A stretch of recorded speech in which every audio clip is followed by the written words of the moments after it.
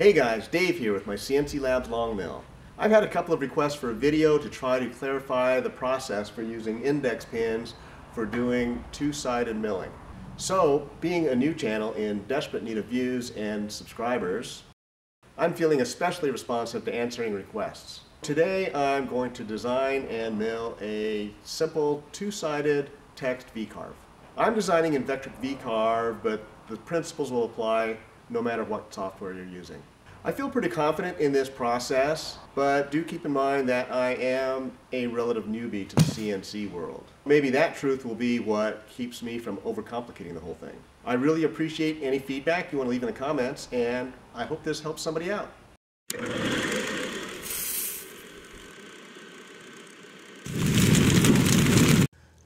I'm setting up my new project in Vcarve. I'll start by setting my workpiece dimensions and be sure to choose a double-sided project. I like to design with my project datum set at the project center. Sometimes partway through a design I'll realize I need to change the workpiece size. With the datum set at a corner, I've had things move unexpectedly. The flip direction really doesn't matter at all. Some projects will be more convenient to flip one way, some the other. So I'm just going to leave it set the way it is right now at top to bottom. And the modeling resolution set at standard will be fine for this project. I think a pentagon will be a pretty good shape for this example. And I'll tweak it around a little bit. I think the asymmetry helps to visualize what's going on when you flip the piece over. Now I'll add a little text, tweak it around a little bit till it fits the shape nicely, and then on to the index holes. I'm using a circle diameter of 0.26 for my indexing holes.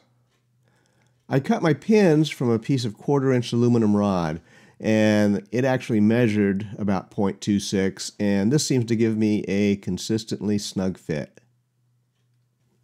Using at least 3 pins in an asymmetrical pattern pretty much foolproofs the process of flipping the piece over for milling the bottom. That, along with the snug fitting pins, pretty much assures really precise results. Now we'll take the 3 index holes and the pentagon profile vector and copy them to the bottom. Looking at the bottom of our project now, we can see that the pentagon has turned upside down. I'm going to add some text to this side, and if it mattered to me how that text sat in relation to the pentagon, I could either go back to my project settings now and change my flip direction, or I could go ahead and add my text and rotate it to where I want. In this case, I don't really care how the pentagon is sitting. So I'm just going to add my text and tweak it a little bit, and then I'll call it done. Moving on to toolpathing now, the first thing we need to do is check the tool setup. I'm going to change my datum from the workpiece center to the bottom left corner, because that's how I will index the workpiece at the machine. I'll set up the text Vcarve as my first toolpath. I always try to include the name of the tool used in the toolpath name. That helps me stay organized when I group toolpaths in my Gcode Export. So what I'm doing next here is completely unnecessary, but I'm going to take a shallow pass around the pentagon profile. I'm only doing it to prove that when we cut through from the bottom, the profiles match. Now I'll set up to drill the holes for my index pins. I'm never quite sure if it's better to use an inside profile cut or a pocket cut for these holes, but apparently here I'm using an inside profile cut. Since I plan to cut this out of a scrap of 1/4-inch plywood, I'll drill these holes all the way through. If I were using a thicker workpiece, I would only drill these deep enough to make sure the holes cleared the tops of my pins. All right, let's try that again on the inside of the line. Much better. Okay, that's it for the top. We can move on to the bottom. The first toolpath that I'll set up from the bottom vectors will be for the index holes. Now, what we're looking at on screen is the bottom of the workpiece, which of course already has the holes in it because we drilled those from the top. The important thing to remember here is that we're now setting up to drill these index holes into the Spoilboard only. Once we're out at the machine, the workflow will be to run all of our top surface toolpaths, remove the workpiece from the table, then run this indexing pin toolpath directly on the Spoilboard itself. Since I have my Z datum set at the surface of my material, I am starting my cutting depth at 1/4 of an inch deep, which is the surface of the Spoilboard, and I am cutting 5/8 of an inch deep from there. This view of the toolpath shows that it should be doing exactly what I want. Next, I'll set up the Pentagon profile cut, except this time the cut depth will be the full thickness of the material. I'll add some tabs, even though I'll probably be using double stick tape. I guess I'm kind of a belt and suspenders kind of guy. I generally think it's good practice to do a profile cutout last, in case any subsequent machining might break a part loose. But I'll pretty much always break that rule if it'll save me a tool change. Maybe that's why I'm a belt and suspenders guy.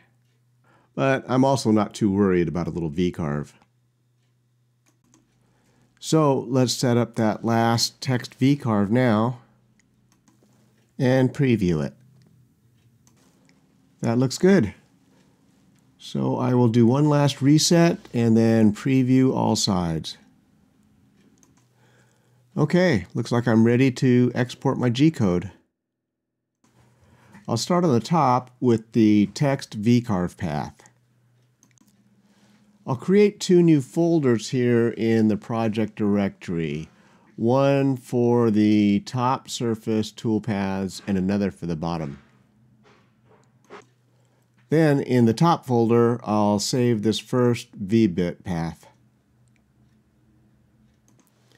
These next 2 toolpaths both use the same end mill, so I'm going to combine them into one Gcode file. And now on to the bottom. The first toolpath will be for the Spoilboard index holes. And even though it uses the same end mill as the next toolpath, I want to save this one on its own because I need the index holes in the Spoilboard before I can place the workpiece to start milling the bottom. So those last couple of steps make up what I think is one of the keys to practicing a smooth 2-sided project workflow at the machine. I always make the index holes the last thing I cut on the top surface.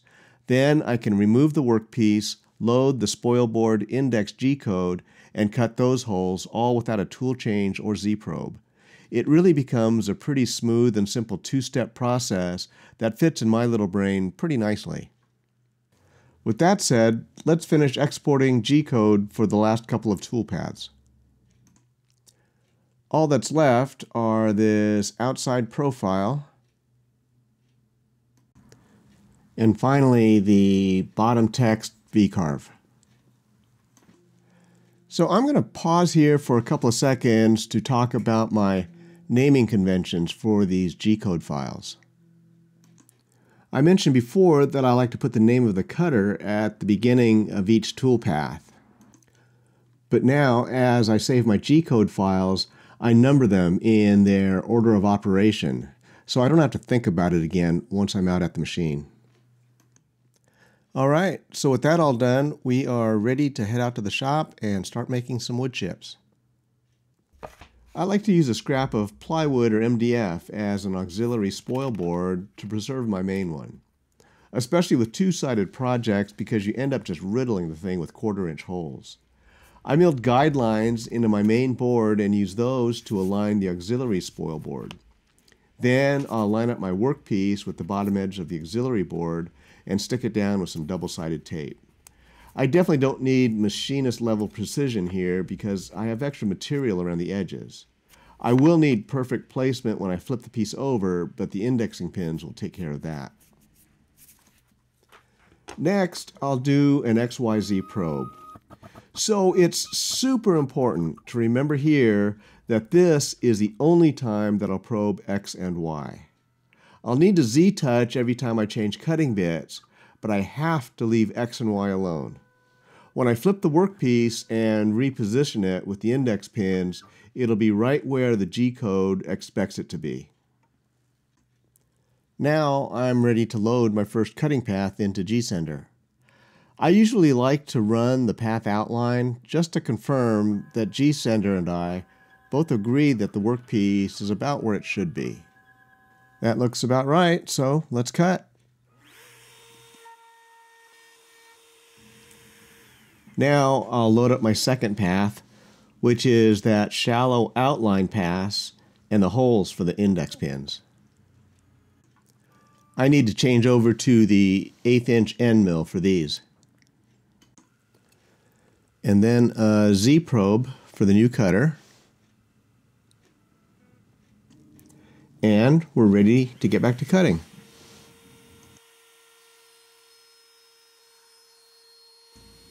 So here, as I showed you earlier, we're cutting the 3 holes for our index pins. As I said while we were designing, I'm drilling these all the way through since this is only 1/4-inch material. And the top is all done, so it's time to flip the workpiece to mill the other side. With my workpiece set safely aside, I'll load up the G-code for my Spoilboard index holes. Take note that I am not doing another Z probe here. Remember that I set up the tool path for these index holes relative to the surface of my workpiece, but started the holes at a 1/4-inch down, which is my Spoilboard surface. And now I can place my index pins into the Spoilboard and use them to position my workpiece for the bottom side milling. And just like that, we are positioned perfectly without having to do another XY probe. And in fact, since we're going to do this profile cut next using the 1/8-inch end mill, I won't even have to do a Z probe. Now I can change back to the V bit for the bottom text carve and we'll be all done. Note that when I changed bits, I of course needed to do another Z touch, but I have not done another XY probe since setting up the project at the very beginning. Well, that's pretty much it. I hope this answers some questions out there and helps some folks with setting up and milling two-sided projects. If you have any questions, leave them in the comments. Like I said, being a small new channel, I pretty much respond to all of them. Or if you have any tips to share, I'd love to hear those too. If you found this video helpful, please give it a like and share it with your community. And if you haven't yet, I hope you'll consider subscribing too. That would really help me keep the channel going and growing. But wait, before I end this, I want to show you how that shallow profile cut from the top and the through cut from the bottom lined up perfectly. Okay, that's it. So, as always, thanks for watching and cheers.